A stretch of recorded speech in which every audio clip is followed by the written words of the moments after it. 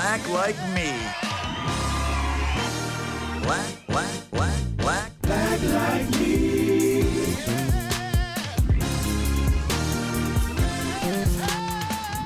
like me.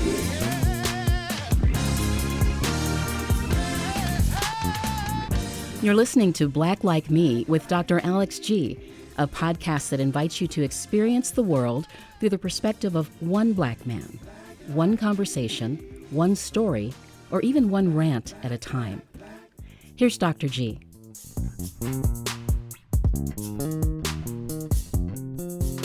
Hey, good people. Welcome back to another exciting episode of Black Like Me with Dr. Alex G. Is it all right to say that I'm loving season 8? This whole idea of pass the mic is really good. I mean, I get to be on the hot seat, but I don't have to prepare all the interview questions. I love that part of it. But having all of these illustrious guests in the studio who get to ask me questions based on their own inquiring minds and their own work and perspectives of leadership, it's just been really, really exciting. And so I'm glad to continue doing this. I've had such impressive people, and today's guest is no different. Today I have Mr. Jason Fields in the studios today to be our guest host. Most recently, Jason joined the Madison Regional Economic Partnership, or MADREP, in January of 2021. Yeah, that's a good time to man, what were you thinking? That's a good time to take a new job as its CEO. He is a developer, an economic developer. Listen, this brother, in addition to having served as an elected political official in our own state of Wisconsin legislature, he is founder of the Financial Promise Foundation. He's also the founder and the managing director of Dark Knight Capital Ventures. He started his career in the financial services sector, where he collaboratively managed over $100 million in assets. I need to hit this brother up for a little loan. So many other things. I didn't realize this until today. He has published and authored 6 books, 4 of which focus on financial topics for beginners, and then his most recent one focuses on leadership. I can go on and on and on and talking about the accolades of this young man. He's become an ally. He's become a trusted colleague. He is a proud member. We are both members of Alpha Phi Alpha Fraternity Best Incorporated fraternity in the planet 06. And so I am so glad to have him here. And so, Mr. Fields, how you doing today? I'm good, Doc. Thank you for asking me to be a part of it. I say us because I always think me and my wife together all the time, so I say us a lot. But get your minds out the gutter. This is about business and leadership today, man. I told her I was coming to do the podcast with you, and she was ecstatic. And so thank you for asking me to come to the table, man. I got a bunch of questions. Well, hold on. Can I just ask you one first? Please. Well, maybe 3. Please. Now, I'd only be fair if I asked you a question that I always ask people. So I always open up with black icebreakers. Okay. Then I'm going to turn the mic over to you. So these are questions. Don't worry. It's not like I'm going to try to take your black card or anything. But these are just questions about perspective. You're from Milwaukee. You got a black card. Lifetime membership. Lifetime membership. Listen, growing up, did you prefer grits or cream of wheat? Grits. But you even scared my white engineers. They're like, wait, what? We had it, but it wasn't the same, man. Grits. Grits? My father's from Bryant, Tennessee, so he had 15 brothers and sisters. So grits. Grits go a long way, don't they? Grits. That Quaker Oats, Grits, man. grits. That brother, that Quaker, that goes a whole. So listen, did you eat it? Listen, you from Milwaukee? Did you eat them with butter and sugar? Butter and sugar. Come on, Jason. I Butter knew I and love sugar. it. Come on, Butter Fred. and Listen, I got people up Butter on this and show sugar. talking about, salt. You shouldn't put sugar. Yes, you should. Butter and Don't sugar. even open the box if you're not going to put a stick or 2 of butter in it Right. and a bag of CNA sugar. Cholesterol, diabetes. Here we Man, come. all of that for Here we breakfast. come, right. Breakfast, and then they wonder why we falling asleep in school. All that sugar. Oh my goodness, man. All right, let me ask you this. Did you ever, now you seem like you're a really good kid growing up, so this is probably not even fair to ask you this. But did you get syllable spankings or what we call syllable whoopings? Yeah. Growing up, what's a syllable? What's a Is it syllable where they whooping? Stop on every. Like, give me an example for our listeners. I'm gonna beat your Yo, black tail. Right, yeah. Didn't I tell you? Oh man. Yeah, we got him. So that wasn't just a Madison thing. Nah, That's man, we got him. oh my goodness, man. Let me see. Can you swim? Yes, That's but because you went to private school. I did, bro. You went to private. You went to parochial school. So did, bro. It's okay. That was peer pressure. That was I peer did, pressure. You bro. better get in the pool, Jace. No, Jace, you better get in the pool, I hated Jace. swim class, man. But yeah, we did. We went to parochial school. Oh my goodness, man! I think. Let me tell you this. Do you know what it means to be tenderheaded? Yeah. Anybody in your family tenderheaded? Quite a few of us. But we grew out of it. I mean, I had a fro. Wait, what is tenderhead? Because again, a lot of my listeners are white. When people comb your hair, you correct me if I'm wrong, but when they're combing, brushing your hair, it's very it's painful. It's very I was very tenderheaded as a kid. it's very painful. We were little because we had a lot of hair growing up, a huge fro when we were little, and so that's right. My aunt used to braid our hairs, and she would braid them too tight, man. And Pull your brains. Yeah. You know, Botox before Botox. You know, our skin was tight, but yeah, it would hurt because it was just the way they did it. It was just too either braided too tight or when they combed, it was just too tight. So yes. it was just a little painful. But I think we grew out of it a little bit. Yeah. Man, see that trauma started even just early on. But I remember when my hair started getting a little bit longer, you could touch my head and it'll be sore. Like not even brushing it or combing it. But then again, I was trying to grow out an afro. Right. I came of age in the early 70s. I was trying to look like, the Jackson 5. Right. And so, you could have an IQ of 1,000,000, but if you couldn't grow that hair, That's right. Girls wouldn't even talk to you. That's right. And so that was that. But it's funny when I grow up and I talk to some of my non-black colleagues, they have no idea what tender-headed means. But yeah, that was a serious thing. And I think I grew out of it, but I wear my hair a lot shorter. Yeah. Not a lot shorter now. And so that's so interesting. It's funny. One of the things I ask, I'm not going to ask you this because I want to pass the mic to you in a minute. Nah, man, ask Did you grow up with using cocoa butter? Yes, but we used more Vaseline. We did use cocoa butter. And I made a mistake one time of putting Vaseline in my hair, thinking that was a mistake. If anybody ever put Vaseline in your hair, it makes your hair Matt, man is tough. It just you can't comb it out. It makes tenderheaded go to a whole nother level. A whole nother level. So we did use cocoa butter, but we started switching to Vaseline quite a bit. Man, it's funny. I live in Fitchburg, and so I needed some cocoa butter for something, and I went in and they were showing me like jars or stuff. Like, no, cocoa butter, like the yellows, like they had to get the manager. They're like, we don't know what this is. I was like, never mind. Look. Drove over to Park Street to go to Walgreens. They had $3-4. Them little yellow tubes, like the push up in it, like from the ice cream truck. But man, I was down in I was traveling. I was in Phoenix recently, and there was a young brother who was a bartender and got hit in the head with a bottle of Hennessy. Cracked his skull, man. He couldn't walk for for 2 months, but he took his hat off and I couldn't see the scar. And I said, bro, I don't even see the scar. Like he showed me the picture. His forehead was just wide open. He said, man, cocoa butter. My grandmama told me to go put. And I started laughing, thinking, I got to mention this on my show because he said, man, cocoa butter will fix everything. Cocoa butter takes away a lot of scars. I had burned myself. Cocoa butter. Yeah, cocoa butter, man. You know what? We need the cocoa butter company. Jeremy, we need the cocoa butter to sponsor us, be one of our sponsors. And listen, it works for white people too. That's a brilliant business idea, man. Yeah, that's a really brilliant business idea. And the grits company. So can you get right on that, Jeremy? Jeremy's giving me 2 thumbs up. Too excited. Thumbs up. Eli's just shrugging his shoulders. Eli, I'm not sure if I'm doing that. Man, listen, Jason, I met you years ago when you were still in office. I was at some event, I believe, in Milwaukee.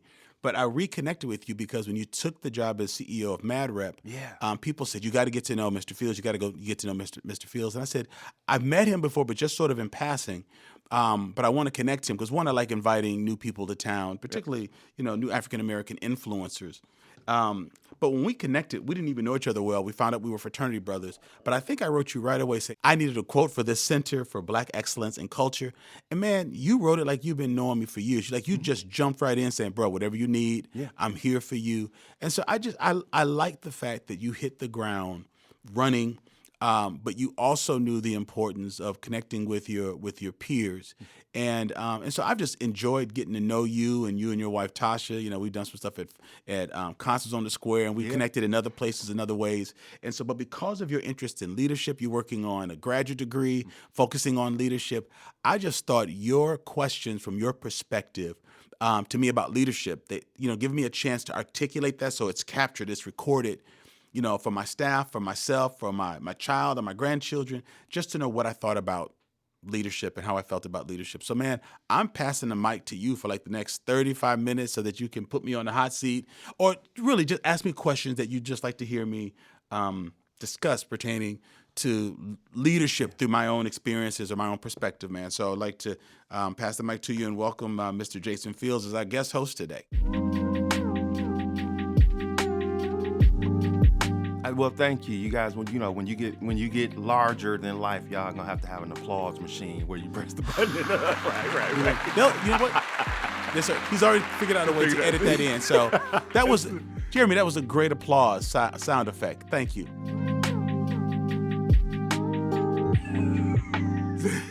So, again, thank you, man. And just going back to, when we met, and what I found was the same thing people were saying to you about me, they were saying to me about you, from our fraternity brothers to a lot of our board members. Mm-hmm. Hey, even to the point where I made some statement in the press about programs, and I said, well, a number of programs that I see directed toward Black folks are garbage. You said that in the media. Yeah, and I said, because what it does is it doesn't create independency. It's more like a dependency kind of model, right? Where you're not setting people up for self-empowerment and to be on their own. And people are like, well, what did Alex G say? And I think I had called you, and I was like, well, I know Doc. I'm pretty sure he's gonna agree with me, but I literally got what did the Black leaders of this community say about that? Because I think, and somehow they thought that it would be some kind of disagreement between us. Mm-hmm. And you've always taught me, hey, we got to watch that. And so a number of the questions I got to have for you are about leadership in a number of arenas. Number one, I want to talk about the business sort of aspect of it, but I do want to keep the spiritual component of it first. And I think that would be my first question. Sure. Around breakthroughs. Because you gave me a breakthrough when we held a session. We were doing some business, a leadership retreat that you organized. And we had a wonderful breakthrough about just spirituality and my walk. And what I want to ask is, how do you prepare other leaders to get to a point where they have a breakthrough? Because there may be something that they're dealing with or that they haven't dealt with that's preventing them from being all that they can be. How do you get a leader to a point where you're going, you know what? I can be better, but there's something holding me back. That's a great question. And for our people that are listening in, a breakthrough is really a serious epiphany. It's an aha about something that's been a significant roadblock in your own life to your leadership. Jason, I think what has happened is we've made leadership one-dimensional. I think one of the things I said to you at that retreat was a lot of people are building employees, but I'm building leaders. And so employees toe the line, but leaders create lines. And then they help people to toe the lines that have been created. And it's not just an ambiguous line. It's a line that's meaningful and it's going someplace. And so they're able to create structure and direction and motivation. But for that to happen, to be able to create something, to bring something out of nothing and have it not only exist, but be sustainable, they've got to get out of their own way. And they don't necessarily teach you that in an MBA program or leadership, Greater Madison or Greater Milwaukee or Greater Denver. And I think in business and in leadership, we forget about the ethereal, the unseen part of us, the spiritual part of us. And we mean that in a very non-sector, non-ecumenical way. There's just a spiritual component of us that's immaterial. But if that's stymied because of unforgiveness, I've wrestled with issues around fatherlessness. People have wrestled with issues of disappointment, discouragement, depression. The business world tells you to suck it up. Don't let anybody see you sweat. And the more insecure you are, the more competitive you become towards your colleagues, and the more distant you become from your staff. I began to realize that if we were going to create any kind of movement that would be sustained, we had to all get out of our own way. So what's that fear? What's that thing that keeps us up at night, wakes us up early in the morning? And what's the thing that we never address because too many people are offering accolades because of our speeches, our sermons, our programs, the money we've raised? What's the part of us that keeps yelling, but it's ignored because people are too busy lauding who we are in the light, but they don't see who we are behind the scenes? And I try to get at that piece. I try to get, particularly because most of my leadership work has to do with men and fatherlessness in men, more specifically fatherlessness in Black men, or fatherhood issues. Doesn't mean that fathers weren't there, but where we didn't connect or where maybe we felt like we didn't match up. But when I help people to begin to look at what's hindering you, what could cause your downfall, what's the invisible, immaterial part of you that could slow down or train wreck everything else you're doing? What would make you put everything else on the line? And what is that basic maladjustment? How did it start? How do we get to it? How do we address it? And how do we not let it hinder your work? And so that's how I've been able to approach it with people, by not talking about their accolades, not talking about, their CV, but who are they when none of that stuff is there? And what are those kinds of things trying to cover up? And when you create an environment where people can talk very honestly about those issues and those fears and those disappointments, there's a release, there's a breakthrough. They get this aha, this epiphany, which brings new energy to really pursue what they were created to pursue. And then it's not as much of a performance as it is as living into their purpose, or in my line of work, their call. That when those other things that impede that level of liberty, that allows you to be so committed to a goal that you want to make those around you better, that only begins when you know who you are and you start from a healthy place. I mean, it's sort of a long answer, but it's not just a spiritual exercise or yoga or something. There has to be a deep understanding that there's a part of me that probably controls most of me. And that part of me is stuff that people never really talk about because that's not the piece we show people. But it's because of that piece that we are where we are. And so when we begin to understand that there's something else underneath the surface that's motivating us or demotivating us, that's the turn point for really becoming better in our leadership. We've been talking about leadership in this first segment, and it's around, how do you get a leader to have these breakthroughs? And you gave us the definition of that. What is leadership from the Alex G perspective? I mean, you and I, we've read all the books and you get the theories. Sure. Leadership is influence, it's power, it's a bunch of writings on it. But what is leadership to you? And before you answer, the reason why I asked that question is because in my mind, and this was as an elected official, I've always said to people, leaders don't necessarily say they're leaders. That's right. Not for that leader to say. Now, you may operate like that, but to me, you're a leader, and here's why. Because I've watched you. I've watched the servant leadership. I've watched the saying things that may not be comfortable. I've watched and read about the taking stances where people may not be with you. Like, I've watched that body of work where I could say, that's a leader. I made that assessment. But how do we get to a point where we're not just giving people leadership because they got titles, right? Because there's a bunch of that. A lot of it. It's a bunch of that. What is leadership to you? I feel that, man, that's a great question also. I feel that leadership is a solution to issues that exist in our society. That there are all kinds of problems that we've caused, whether it's pollution or war or hatred or racism. But leadership is about defining what the problems are and embodying what the solutions are. And the solutions usually come through not needing to be first, not needing to be seen, but understanding that the more people who get involved in addressing the solution, the more quickly and thoroughly it'll be solved. So for me, leadership is really about getting a job done, of making any institution, organization, or society better.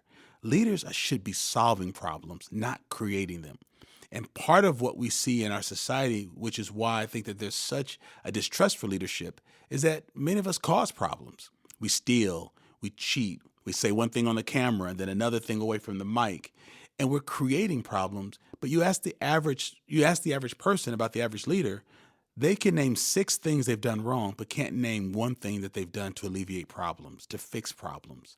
And so when leadership becomes about, or the perception of leadership is about supporting your own agenda or promoting your own lifestyle, that's the antithesis to leadership. You know good leadership because they get stuff done, because they help to address problems, and they motivate people to come along with them to get it done. I also think leadership is about the ability of reproducing excellence, reproducing thoroughness in other people. When we came of age and we were called, our bodies matured, the definition of that is that we were able to reproduce. It's not just because we could run fast, because you can do your timetables in 3rd grade. Nobody said you were mature at that point. When there's a physiological change in our bodies and we could produce sperm in men, at that point we were considered mature because we can reproduce after ourselves. We've got a lot of people called leaders and mature, but they've never reproduced anything. They've abused things, they've misused things, but to reproduce, to create something that has life in it is really what leadership is about. And so, like, back to your first question, anything that hinders us from reproducing is what's got to be addressed. Because when that's removed, then we can become productive. And so that's where the spiritual part comes in, and understanding that there's something higher than us that's really giving us purpose and directing us. So for me, leadership is really about creating solutions, reproducing other leaders so that there are more people being a part of the solutions in society. And I think from all the readings, that is another, I think, one of the key fundamental definitions of leadership that I've come to witness, that leaders produce other leaders. Right. And I know you've said that and expressed that personally. And I can see it with some of the people that you've trained and brought up. I'm sorry, can I just say this? I think they produce other leaders who can bring solutions, because some people are really creating mini-me's. They're creating versions of themselves that can just help raise hell. Right. But true, pure leadership is about raising up people who are committed to being a part of the solution and creating solutions. But there are a lot of people who are just hellions who are raising other hellions, and they're just wreaking havoc, but they haven't created people who can continue to address real solutions. They just have big platforms, loud mouths, but what they're producing is really problematic. It's like a weed. It grows, but it's not a flower or a virus. It grows, but it's not a true healthy system. Those are just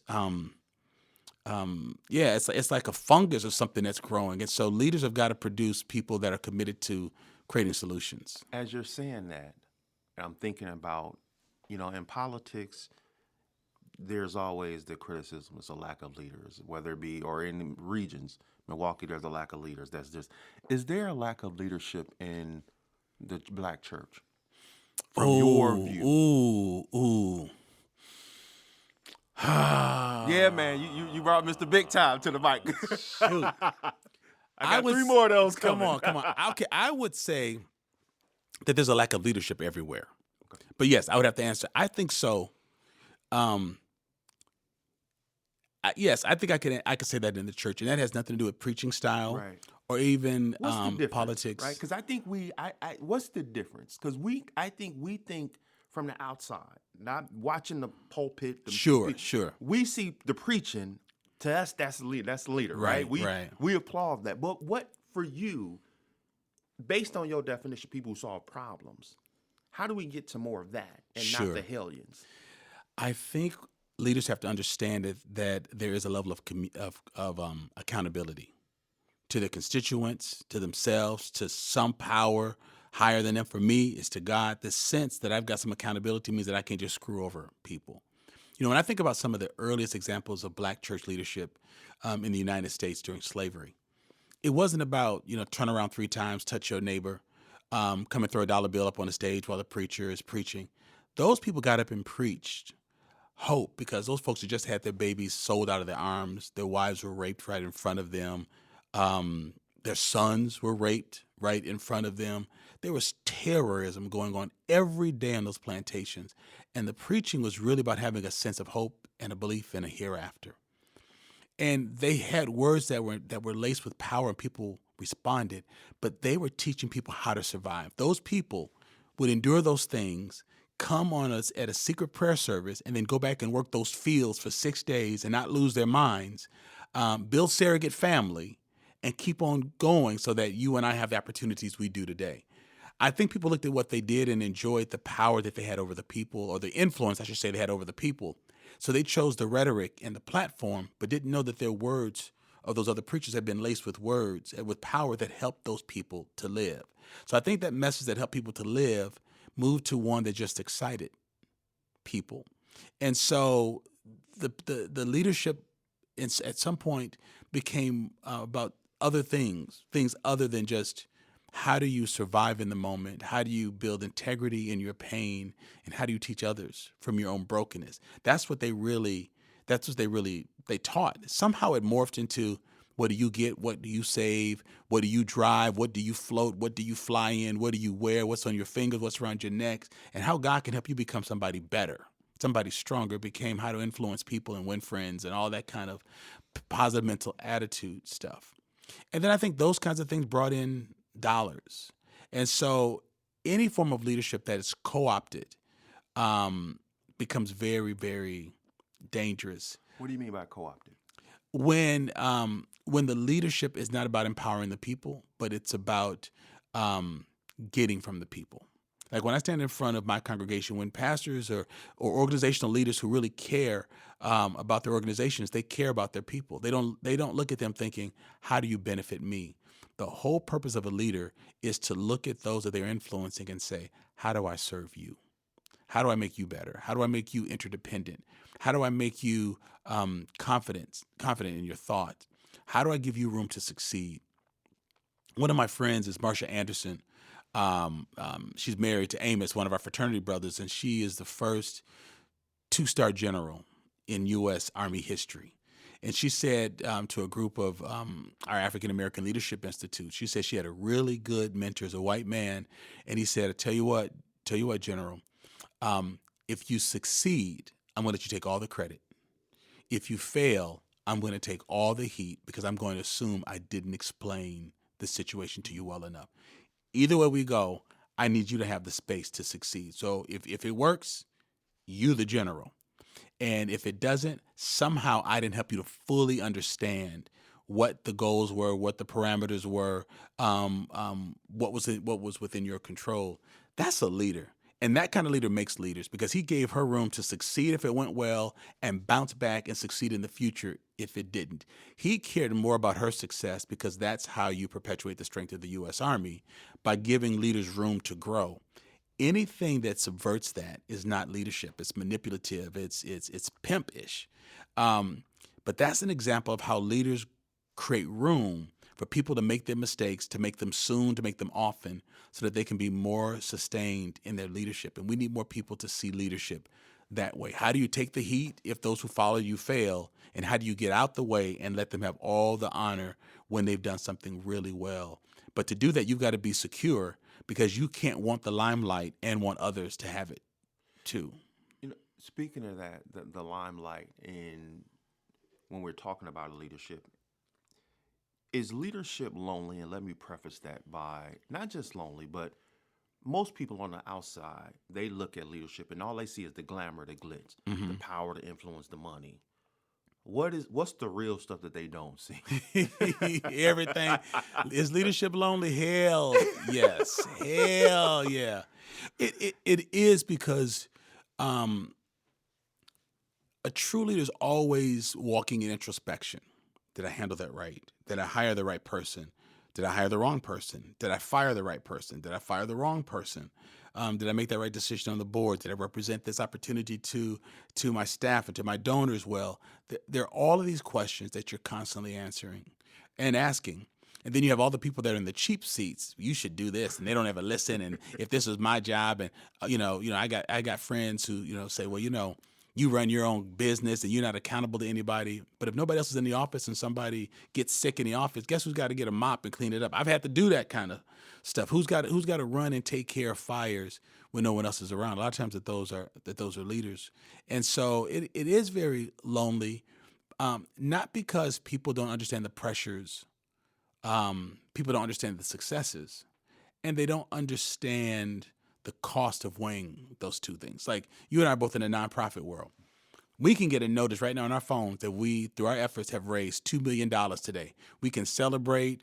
We can go someplace and have a good meal and laugh and high five. But guess what we got to do tomorrow? Raise another $1 million. Like as good as that is, that doesn't end hunger. It doesn't close prisons. It doesn't, completely fix issues with Black families.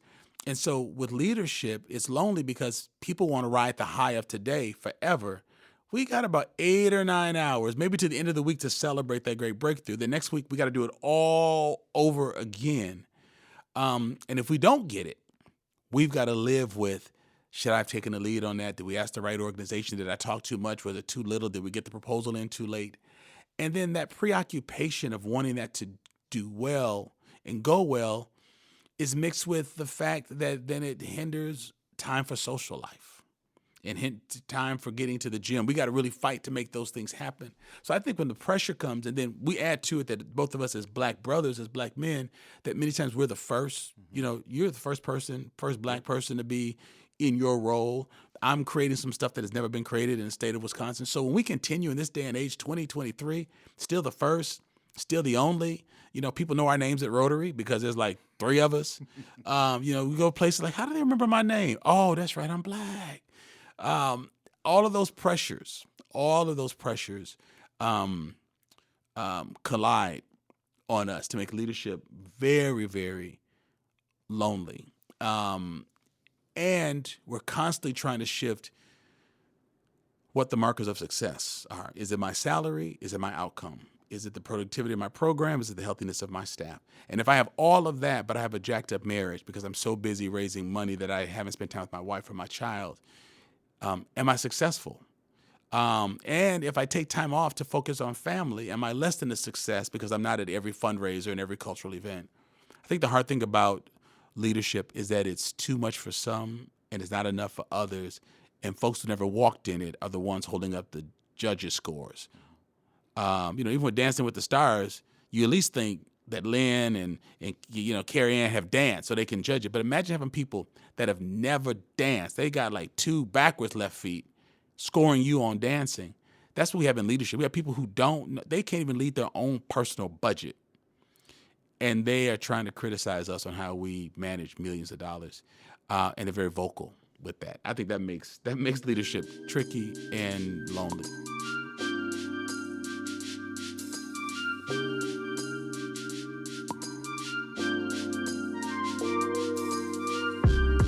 Why support Black Like Me podcast?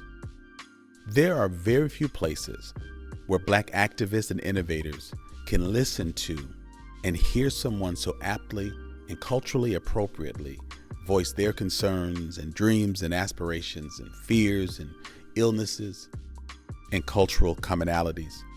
Equally, there are so few places where concerned non-Black thinkers and feelers, readers and watchers, lovers of culture, stalwarts of racial justice and harmony can go to learn, lean in, and to be a quiet fly on the wall in Black spaces and experience deep personal transformation through listening to honest Black people's truth. Black Like Me podcast is that for so many people in this nation and around the world. Now, while your financial support beginning at as little as $2 a month will get you access to pre-released information, updates, conversations, insights, and exclusive events, your support also affords us the opportunity to expand the quality and reach of our excellent programming in thoughtful and authentic ways to more and more people. And more importantly, white people need to stop trying to get free shit from Black people. All right, seriously, your financial support is a vote of confidence, and it's an enabler of vision and innovation. So why not click that link today and join the movement? I want to thank you in advance for your support and your partnership.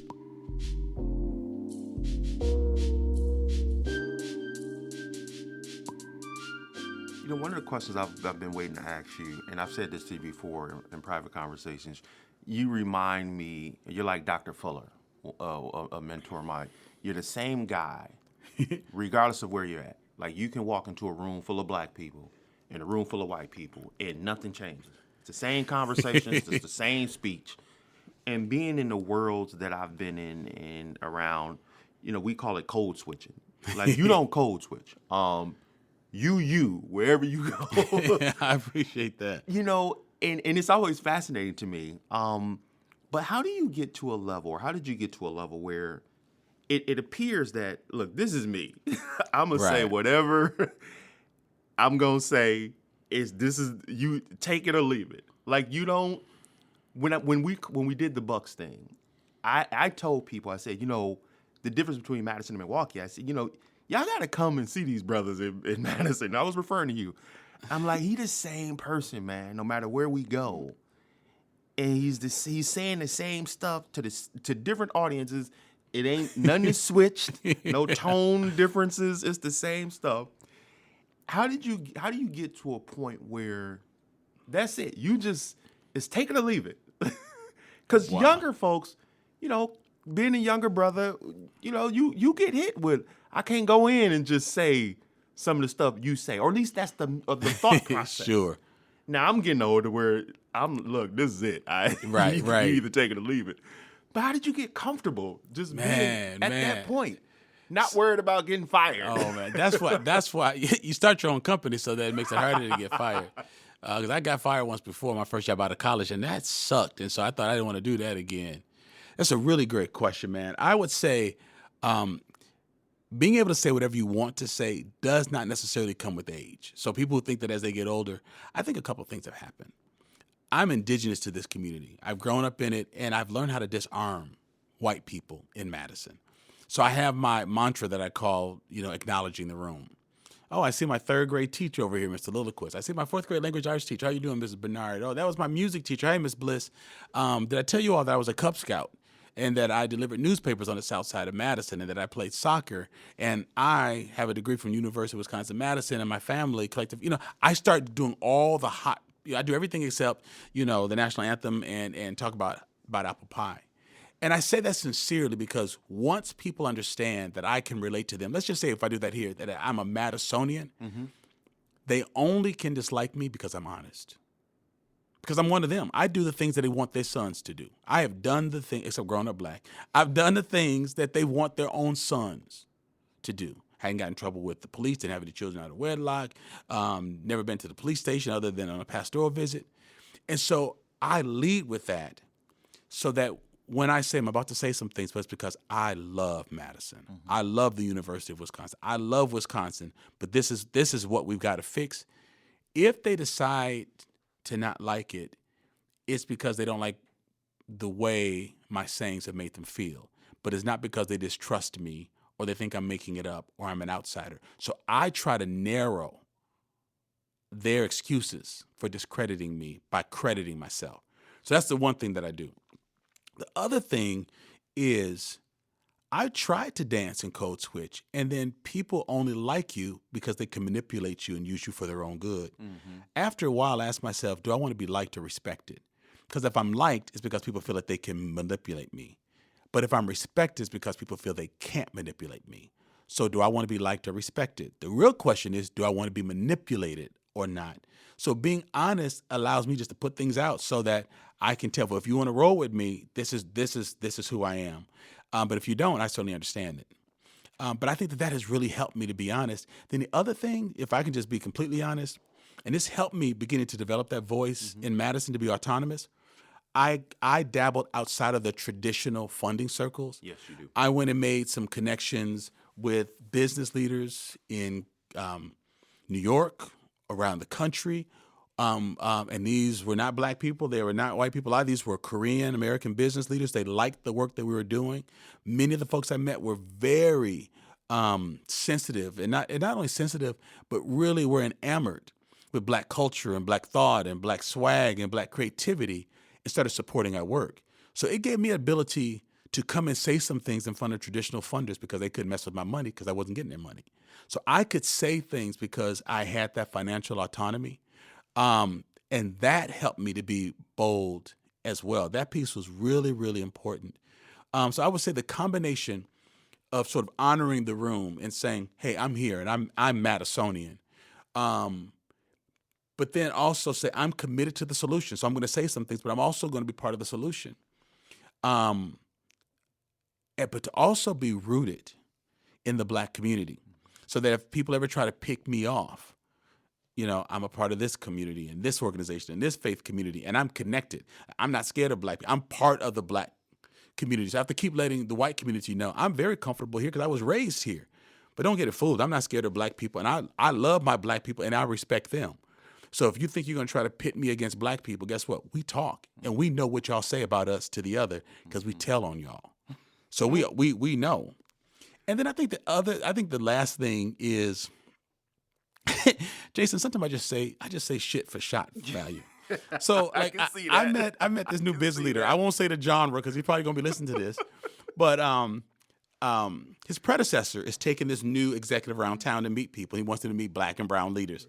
It's important, So so we meet up at Panera's and we're talking, and so this gentleman says, "Well, Dr. G, it's so nice to meet you, and you've been in these race issues for so long. It seems like some of these things should be really solved by now. So I'm just curious, since you've been studying this for so long, what have been some of the problems and what's it going to take to fix it?" And I said, "Well, I'm glad you asked that. The problem is that white men like you keep asking me what the problem is, because I haven't created racism, and you haven't thought about how it influences your business or your own personal relationships. And so the fact that you think it's mine to identify and mine to fix is the problem. And the fact that you haven't put any work or effort in, and you've been in Madison 36 hours, 72 hours, and you want me to sit here over a cup of coffee and a stale pastry and tell you what the problems and solutions are without you putting any of the millions of dollars in your organization to work to figure it out, that's the problem." And so later on, his predecessor wrote me, said, "Alex, that was fantastic." And my wife said, "What did he say?" I said, I know he just listened. I wasn't trying to be mean, but he would know that things are better because he'd have more Black people in his company. And the fact that he has no idea what it takes, he has not even thought about it, that it's my job to think about it and explain it to him and its implications to his industry is part of the issue. So I just thought, what, if he doesn't like it, I've got enough friends. And if he does like it and lean into it, I've got some energy to help bring him around other friends, to help him grow. But sometimes I just want to say stuff just to see, are people really wanting to get better, or are they just bullshitting? Because if you ask me them questions, then I'm going to show you that I understand that you're just trying to bullshit with me. So I'm just going to bullshit right back with you. Right. And not that you step and ask me something insulting like that. You're a 60-year-old professional from the state of Wisconsin. We lead the nation in the disparities of Blacks and whites, and you're going to sit your ass up there and ask me what the problem. You the problem. My blood pressure is going. I'm sorry about that. I'm sorry. White company excluded. White company excluded. Jeremy and Eli. Y'all know we family. White company excluded. But that's the beauty, I think, of you, and one of the reasons why I want the leadership. One of the things that I'm doing, and we talked a little bit about this MadRep Innovation Lab leadership coming from you and working with your organization. I know a boatload of leadership people, and I'm not knocking any of them. I think they're all good. You got the Milwaukee people, you got this Ford 48, you got all these leadership groups. But what I really want to get to is that experience and helping people bring out of that from, the authentic, the servant, to transformational, but really the no BS, and to be in a position to say real stuff and comfortable with it, but being strong enough to deal with your own mess to get to that point. I don't think you have programs here in Wisconsin teaching Black folks how to do that. I'm not knocking my hometown leadership program in Milwaukee, right, but I know you, and I've looked at all the stuff you've been through, and I know I would love for people to get that, because it seems to me that when we're all said and done, and I think this is another question, but when it's all said and done, man, when I look back, I know the kind of legacy I want to see. Right. What is that for you? Oh man, yeah, it's another good question. It is. You know what? Let me say this now and answer that question. because you trigger this when you're saying you're not seeing these kinds of leadership strategies. White organizations are not going to fund black people to take down whiteness.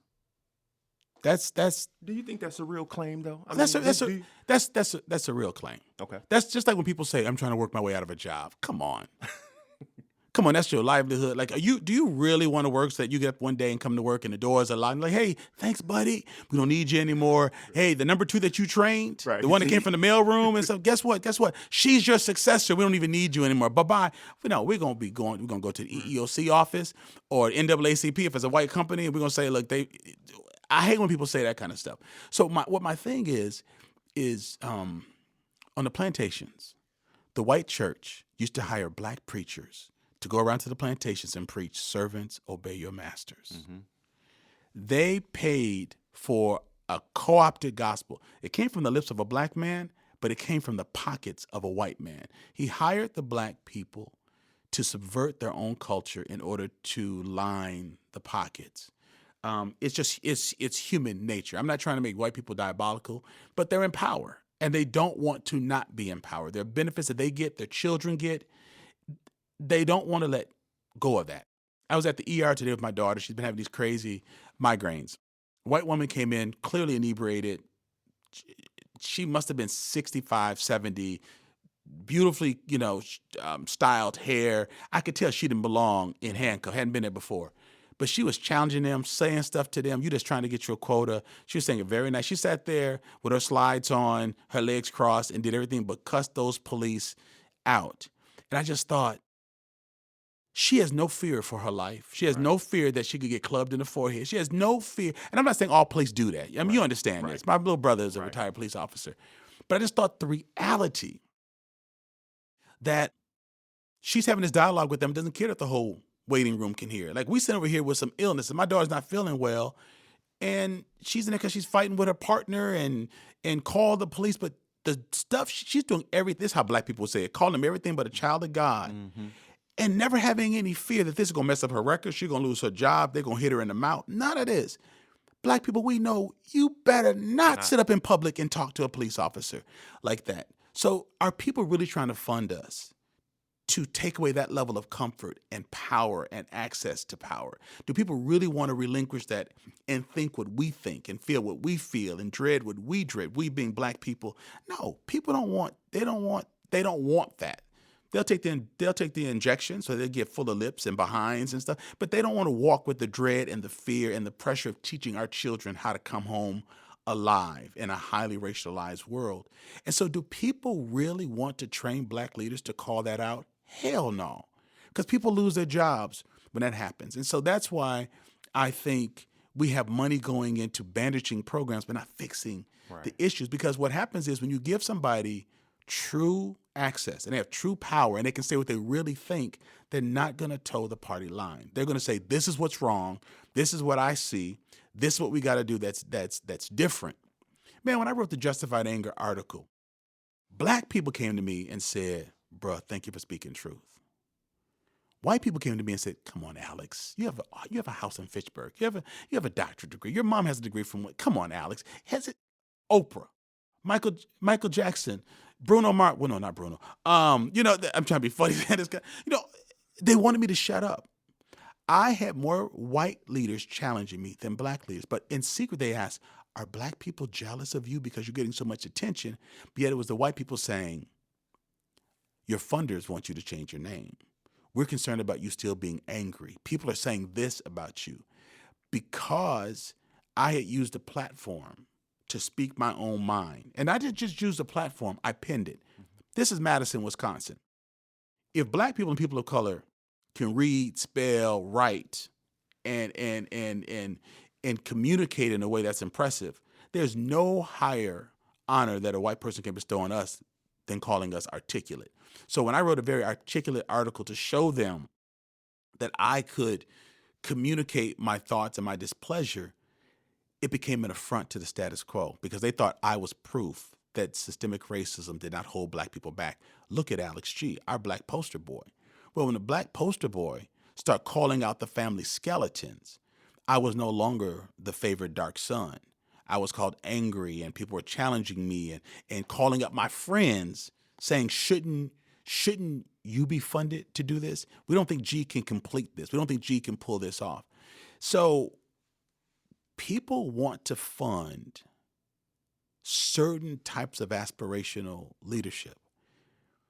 But to fund subversive leadership that might cause those in leadership to lose their access, their power, the perception of their powerfulness is a very dangerous thing. And so the more I climb that social ladder, which goes to your question about the loneliness, my black people don't come after me. I'm not saying that we all march to the same beat. I know people say stuff. My white colleagues, when I was silent and complacent and just getting money and saying, yes, sir, thank you, I was fine. When I started saying, hell no, that's not right. No, that's not what we want. No, that's not right. No, that's not what I said. I became angry in all kinds of things. And so that's a long way. I hope my team doesn't edit all of these things out. But I think what I'm wanting to say is we're going to have to create our own leadership structure to give people the platform to say what they really need to say, because we can't ask white people for all the money for black liberation and then get mad because they want to shut it down. Right. We know how to make America rich. We know how to make them rich. Let's use some of those resources to create our own spaces. That's why I have this podcast, so I can say the things I say. Because if I said this on a Nehemiah dime, they would shut my funding down. Mm-hmm. If I said this on my Fountain of Life dime, I might anger some of my non-black parishioners. But this is my microphone. This is my show. I found ways to fund it and support it so I can be completely honest. And unless black people find ways to support our voice, fund our leaders, raise our leaders who can really dismantle not just racist, but sexist and crooked and impartial and very partial systems, then we're going to have to fund it differently, because people who are investing money are trying to get a dividend and they're not trying to get a lifestyle change. You hold up a weird dichotomy, because I think it's, when I came here, I was floored by the number of CEOs, white CEOs, who were telling me, Jason, do you know Alex G? And I'm like, yeah, after we got over all that. I'm like, but then who took pride that they went through your class. Oh, that Black History for a New Day. It was so many of them. I'm like, Jesus Christ, I'm sorry, y'all. But I think is this a cult? Why are they going through all this kind of stuff? It was so many white guy CEOs, like, telling me, Jason, we went through this. And coming from Milwaukee, you don't see that. I can tell you, you're not going to see or find a bunch of white men CEOs saying they went through a black leadership or whatever, went through a program. 9 weeks, 2 hours a night for 9 weeks straight. And was happy about it. Was like they learned some things. And they paid for it. Yeah. Didn't ask you for the hookup. No. We don't give white hookups. No player discount. This ain't no reverse affirmative action. What you thought? And so it is, I think, again, a testament to just the position that you hold, which, how do you deal with that? Because you have two how do you deal with it from the black community where you hold that space, but yet you're doing these things for our community? Let me ask this in a better way. Mm-hmm. There times where, I don't want to say resentment, but frustration comes. And because when I lost my election, I was very frustrated at my community, because I'm like, I'm here busting my ass, and y'all, like, you're a no-show. Right. You didn't come to the polls. You nowhere near. Right. And again, I think it goes back to the leadership question.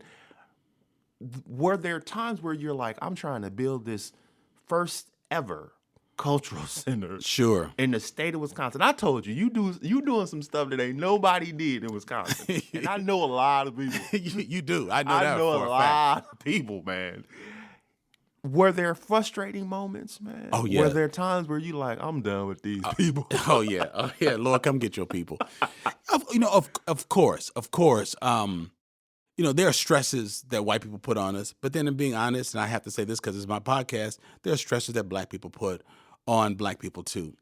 Some of that comes from a sense of lack, that there can only be room for one. Right. But as I mentioned earlier, some of it comes from people trying to get us to compete. I can't tell you how many times white people have said, well, what do you think about Jason?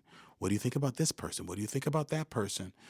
Just trying to get any kind of perspective or dirt. And I know they do that a of lot course. Here. I know, and this is what I've learned to do. Say, that's interesting. What do you think about Jason? Like, say what you really want to say. Don't try to get me to say, I'm not your ventriloquist doll. Don't try to get me to say stuff that you want to say so that you can go back and say, even another black person, another black leader says this about Jason. So what do you think about Jason? Right. Then make them blab on themselves. Oh, I think Jason would want to know that you thought that.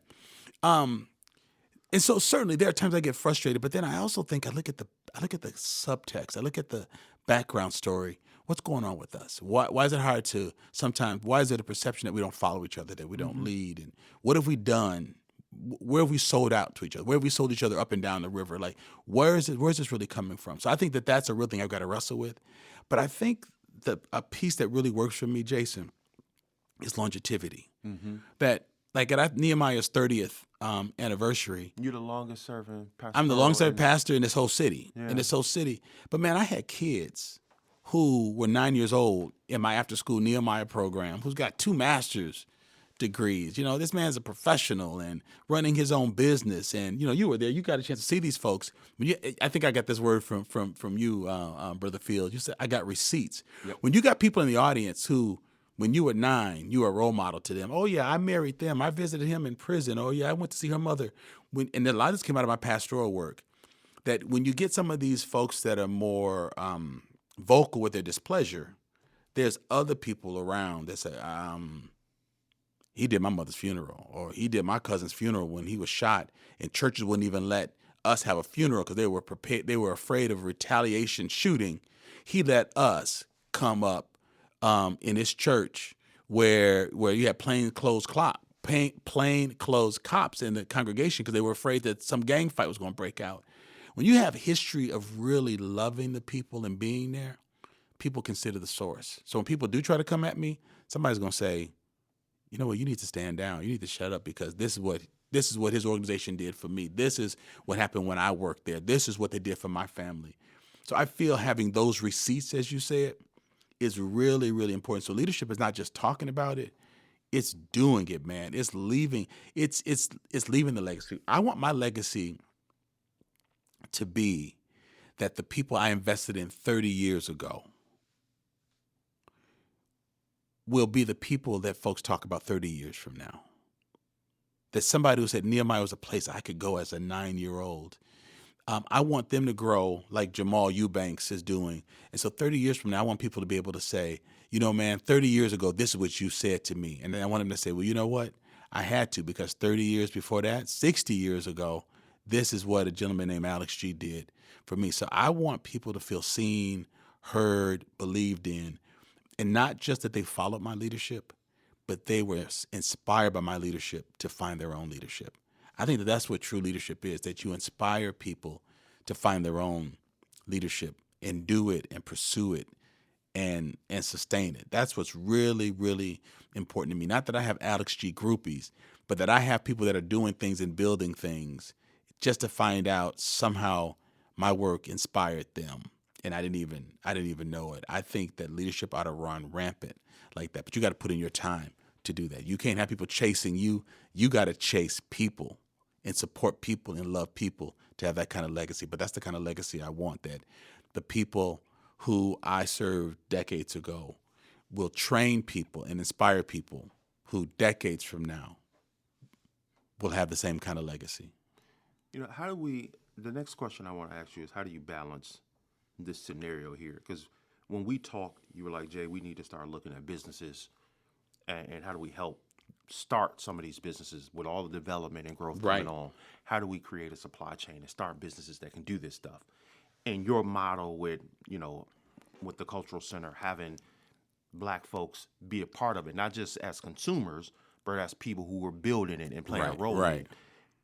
Pastor Jamal Bryant, and I don't really like to bring up other pastors, but Pastor Jamal Bryant came out, and I think there's a role in this a little bit. So let me, because I covered it on my radio program, but it was Governor Evers wants to legalize marijuana and all that stuff. Jamal Bryant was like, look, one of the ways we can get brothers off the street and into the pulpit is meeting them where they at. Right. And a business opportunity to help them grow hemp, all these things. I'm not going to say whether it's right or wrong, but how do you navigate being a leader in both a spiritual world and realm as the messenger from God and a business person saying, hey, it's not just come to church, hear the word, and then leave. We got to talk about economics. And the reason we got to have some of those discussions, because I had a person tell me, those are these new age pastors. They shouldn't be talking about business and economics. Didn't they know Jesus threw over the table in the temple? And I'm like, hey, I don't know if you got all that the right way, Right, you got to understand the context. Right, like, because if all you're reading is if you're not looking at the text, all you got left is the con, right? So, right. How do you navigate as a leader both realms, man? Because that ain't easy. No, it is not. And because you're a businessman. I am. You know what? You a businessman. That is true. I don't always think about it that way. I'm working on them, y'all. I'm working on them. And a community developer and a community. Yeah. I think what you have to do is, there's a passage that I love to live by. It's out of an Old Testament book, Jeremiah. It talks about seeking the good of the community where you live. Don't just seek its pomegranates and its olives and its grapes so that you can feed your family, but what do you plant to leave behind? So I actually think it's the principle that President Kennedy drew from when he said, ask not what your country can do for you, but what you can do for your country. The idea that you're finding out how to make the community better is really, really important. And honestly, it's a part of our spirituality. If we just want to really talk about, particularly in our faith spirituality, that's one of the definitions that you give back. So my point is this.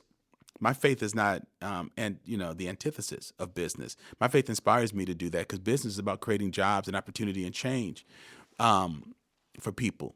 But if the people in your congregation are thinking about jobs and housing and economics and retirement and you never talk about it, then you're not a leader, because a leader is aware of what people need and you're really addressing it. So you got to seek the good of the community and how you really invest in it. And so I can't just preach to people's souls and then not about their pockets and their sons in prison. So years ago, when we didn't have a staff at our church, we're all volunteer to really serve the needs of the community, a friend said, why don't you create a nonprofit, apply for some funding, and hire people to do this work? And I said, people give money for this? This is like the early 90s. He said, yeah. That was the creation of Nehemiah. So our church wanted to be relevant in the community, but we didn't have the resources. So we formed a separate corporation. Nehemiah is a non-religious, faith-based organization. It's 30 years old now. I mean, Eli and I both worked there full time. But that came out of wanting to meet the needs of the Black community locally. And so I feel as leaders, we're innovators. So we have to think of ways to really serve our community. Now, Pastor Bryant might have said this already, because he's talking about like growing weed. Yeah. He wants to do that. They're going to start singing a new hymn, bringing in the weed, bringing in the weed, bringing in the weed. What he might need to do is create a nonprofit. Right. So that people aren't connecting New Birth with that. New Birth just had a scandal. Right. With they don't need another scandal. Like you can't come in here on the heels of your predecessor now selling weed. So create a whole nother thing. Like don't go all on TV saying this kind of stuff. If it's really good, sell a part of the land. Create this nonprofit. Create jobs. I get the context, but I'm thinking, but there's a better way of doing it. I can argue, but yeah, you created that so that the church isn't doing it. So sell a piece of the church land so that the church makes some money off of it. Create an institute.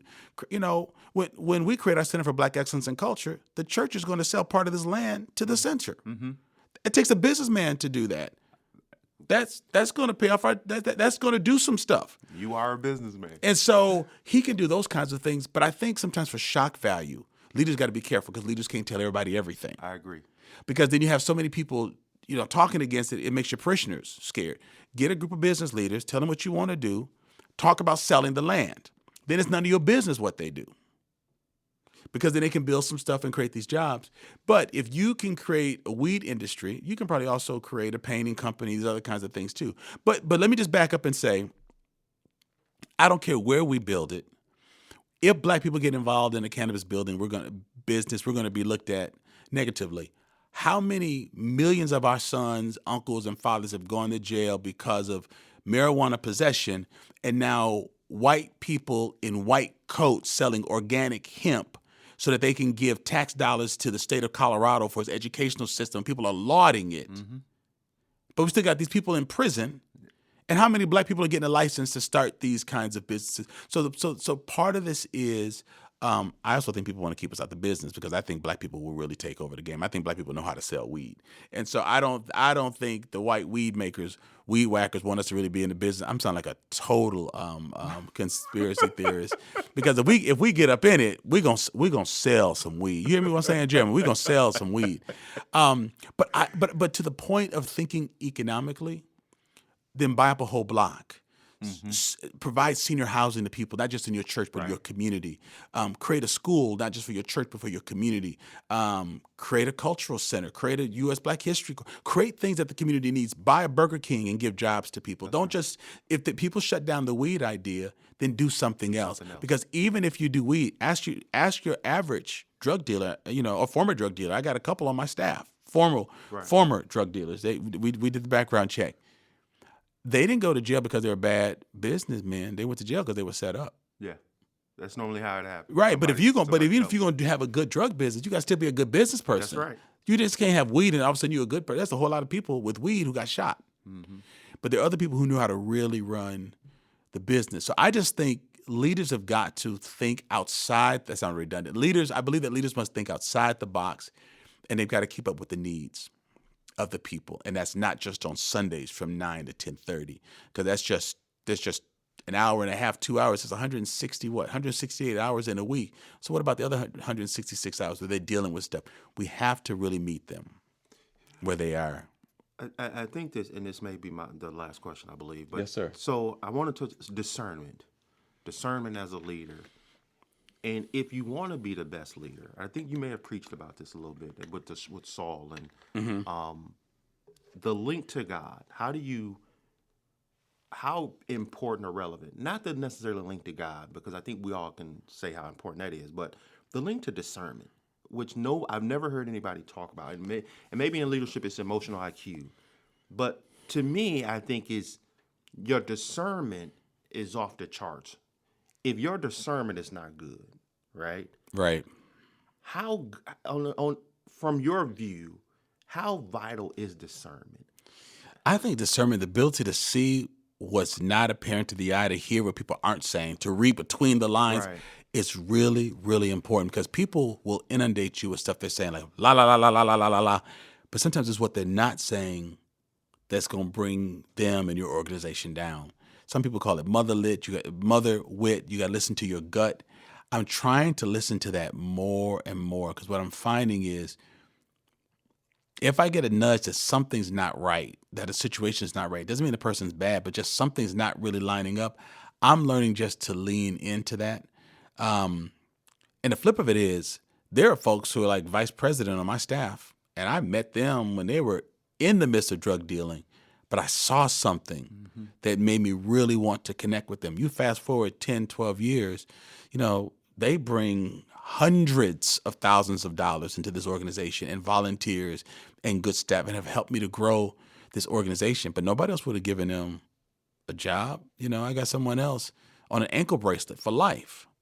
But I sense their ability to lead, to speak truth, to command the respect of others, to challenge the status quo. Nobody's going to hire that person to work in reentry or social services with an ankle bracelet on their ankle, and that's redundant. An ankle bracelet on, and a convicted sex offender. No, we have to have protections. None of that was against children. There are things we have to be careful about. But to fast forward that a dozen years and see what they are contributing, that's due to discernment. That there's a story behind the story. That everything that shines is not really good, and everything that's dull is not bad. So I think that discernment that you're getting at, what's really going on, what's really at the core, and who was that person before they were sidetracked by hunger, pain, poverty, fatherlessness, abuse, depression, who were they when that happened? Because if I can see that core of their true essence, I think we can build something on that. But if we just focus on their maladies and their dysfunction, that's all they're going to be in our eyes. And if they try to grow beyond that, we're going to squash them. So I feel that when you have discernment and you see people's ability, they can grow into it and confirm what you felt. But if you squelch it, they never become in your eyes what they can become, and then they end up growing someplace else. And you wonder, well, why didn't I see that? Because you refuse to. So for me, with the leader to be able to sense with something other than their eyes or their ability to read a CV is really, really important. Man, Mr. Fields, this has been so great. I love this season because people are asking questions out of their own experiences, and they're things that they really want to know. And you ask questions that's just important to you, but there are people who are listening that are thinking, wow, that's really important. I needed to hear that too. So people, listen, share this out, tweet about it, share it on social media. You know, people who really need to hear this and ponder these things, because this isn't just about Black leadership. This is about leadership. This is Black like me. This is about leadership, but it's filtered through a Black perspective. And so, hey, thank you so much for listening, for your support, for those of you who continue to download, for our patrons who continue to support us. It means so much to me. To my special guest, Mr. Jason Fields, thank you for being on the show today, for being a guest host, and for bringing your wisdom and leadership and expertise to the table. And thank you for what you're doing in our community, what you've done and continue to do around the state, because you oversee like 6 or 7 regions or counties in this country, the economic development of about 6 or 7 counties. 8 counties, man. That's sorry, y'all. No, man. There's a lot of people. That's so impressive, man. So thank you for spending time with us this afternoon. And of course, to my engineers and my producers, Eli and Jeremy, you all always do such a great job. Hey, you all, go and have a great day. Lean in, learn, listen, share this information, support us, subscribe, write a review on this podcast, and help us get this out to even more people. Thank you for being a part of Black Like Me podcast with Dr. Alex G. Black like me. Black like me. Wow, I really enjoyed today's conversation, and I know that you did too. You know, with each episode, I challenge my listeners to do a number of things: to lean in, to learn, to reflect, to share, to donate, but more importantly, to act on what has inspired you in today's episode. You know, the benefit of being around for 8 seasons is that people constantly stop me and tell me how much they love the show, and they even give me ideas and suggestions about Black icebreakers. But you know, I couldn't have pulled this off alone. So let me take a moment so that I can acknowledge and thank my crew. Engineers and producers, Jeremy and Eli. Also a member of my creative team is Jakesha. The music was produced by Corey Saffold, and Marcus Fleming is on vocals. And of course, you, our Patreon supporters, and all of our listeners, thank you.